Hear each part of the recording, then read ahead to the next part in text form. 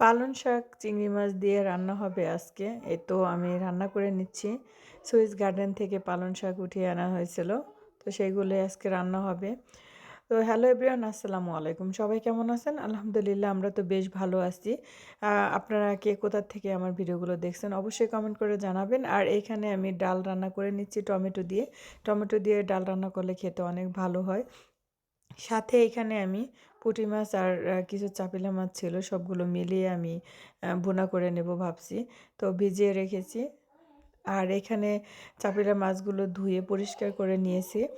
আর মশলাগুলো কষিয়ে নিয়েছি ভুনা করার জন্য। এখানে আমি পেঁয়াজ, রসুন আর হচ্ছে জিরার গুঁড়ো, হলুদের গুঁড়ো, মরিচের গুঁড়ো দিয়ে খুব ভালোভাবে মশলাটাকে কষিয়ে নিচ্ছি মাছটা ভুনা করার জন্য।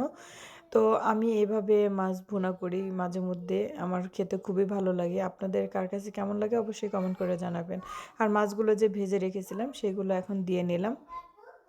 আজকে আমার রান্না বান্নায় ছিল পালং শাক দিয়ে চিংড়ি মাছ ভাজি আর হচ্ছে মাছ ভুনা, ধনিয়া পাতা একটু বেশি করে দিয়ে নিয়েছিলাম আর ডিম ভুনা করেছিলাম। এই তো আজকের দুপুরের রান্না বান্না ছিল। তো দেখা হবে নতুন কোনো ভিডিওতে। সে পর্যন্ত ভালো থাকবেন, সুস্থ থাকবেন। আল্লাহ হাফেজ। Thank you for watching.